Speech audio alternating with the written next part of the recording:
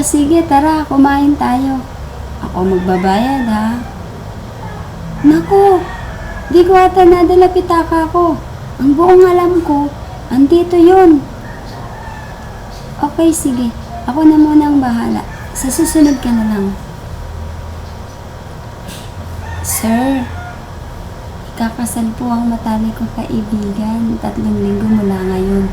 Pwede po ba akong mag-leave kahit isang araw lang naman po?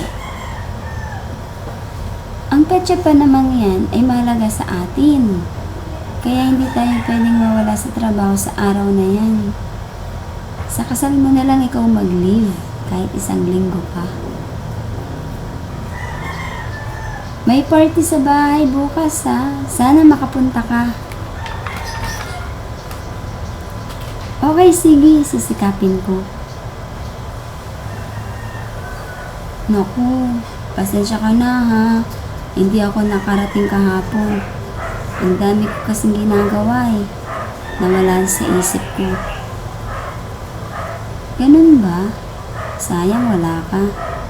Sige, sa susunod, ha? Sana makapunta ka na.